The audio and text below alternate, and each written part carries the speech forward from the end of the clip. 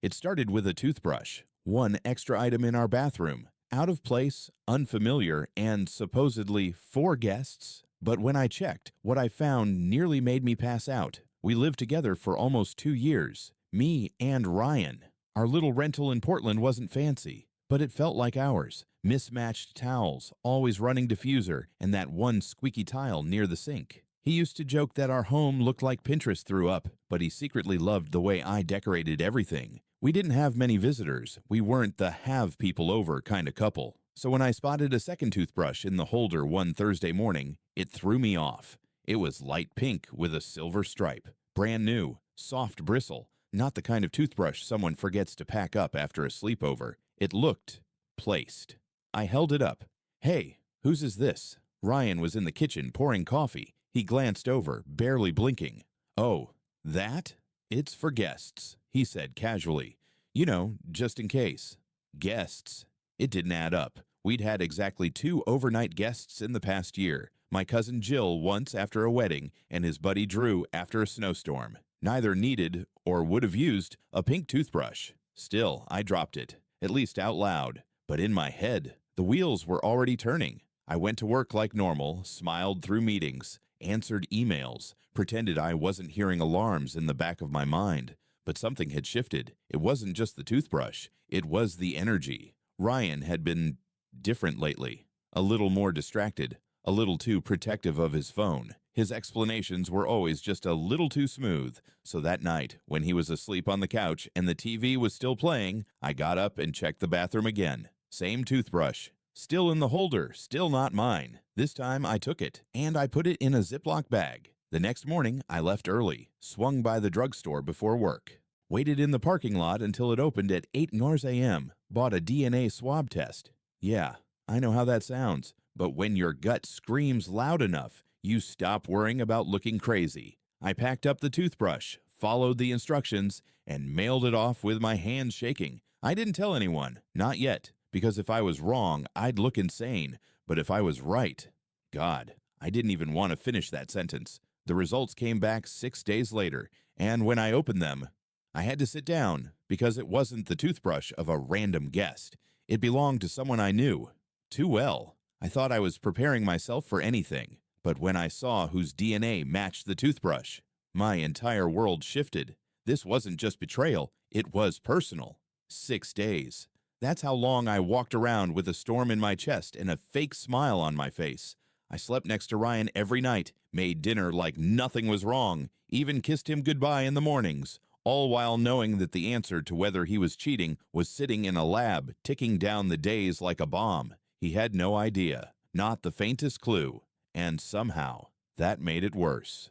The night before the results came, I couldn't sleep. I stared at the ceiling, thinking about all the tiny red flags I'd ignored, the extra long work dinners he never used to have, the sudden change in his Spotify playlists, the way he started putting his phone face down, how he always took the trash out himself lately, like he didn't want me to see what was in it. They weren't full alarms on their own, but together they painted a picture I wasn't ready to look at. The email came at 9:16 a.m. on a Wednesday. Subject line, "Your results are in. DNA comparison complete." I sat in the work parking garage for 5 minutes just staring at it. Then I opened it. It took less than 10 seconds to scan the report and find the answer. Match found. The toothbrush sample didn't belong to a stranger. It belonged to Natalie, Ryan's ex. Not an ex from years ago. The ex he never talks to anymore. The one he told me he cut contact with after she moved to Seattle last year. Apparently, not so cut off. I almost threw up in the car, not because she was his ex, but because I'd trusted him specifically about her. He used to say things like, "She was toxic. We're better off. You have nothing to worry about." And now her toothbrush was sitting 2 inches from mine, like she belonged here, like she'd been here. I didn't go into work that day. I didn't even cry. Not yet. I just sat in that car, hands clenched around the steering wheel, realizing I had to do something next, something final, because now I knew the truth, and there was no unknowing it. That night, I confronted him, but I didn't yell. I didn't throw anything. I just laid out the evidence, the toothbrush, the test, the name, the timeline. He stood frozen in the middle of the kitchen, staring at me like I'd pulled a gun on him. And then he smirked, like he'd been caught cheating on a test, not cheating on me. I knew you were smart, he said, almost amused. I just didn't think you'd actually go that far. That's when I realized the toothbrush wasn't the first clue I missed. It was just the one I finally listened to. And Ryan's smirk, that wasn't guilt. It was pride, because he thought he'd gotten away with it. He smirked when I confronted him with the truth. Not fear, not guilt. A smug, condescending smirk. And in that moment, I realized he never thought I'd leave. Ryan wasn't sorry. Not really. Sure, after I laid everything out, after I said the name Natalie and watched his jaw twitch, he tried to clean it up. He said all the words guys like him are trained to say. It didn't mean anything. I was going through something. You've been distant lately. Classic. But none of it landed. Because once someone brings another person's toothbrush into your home, into your bathroom, into the space where you both wake up and brush your teeth every morning, you stop listening to apologies. You start looking for exits. I didn't yell. I didn't cry. I just stood there with my arms crossed, letting the silence expose him more than any screaming ever could. You let her come here, I said finally. Into our home. Into my space. She didn't sleep over, he muttered. Oh, so she just brushed her teeth and left? He didn't answer. Exactly.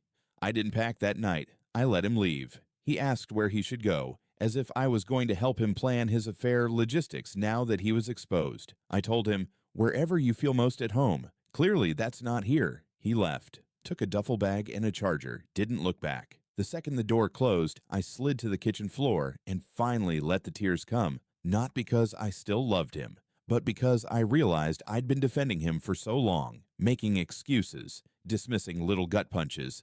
That pink toothbrush, that wasn't just a slip-up. That was a symbol, a reminder that he'd made room for someone else in a place where I was supposed to be safe. The next morning, I texted Natalie. Yeah, I found her on Instagram. She'd posted a story a few weeks ago that showed my bathroom tiles, my hand soap, my shower curtain. That was the final confirmation. I messaged her calmly. Hey Natalie, you don't know me, but I'm Ryan's girlfriend. Or I was. Just wanted to let you know the pink toothbrush you left behind gave you away.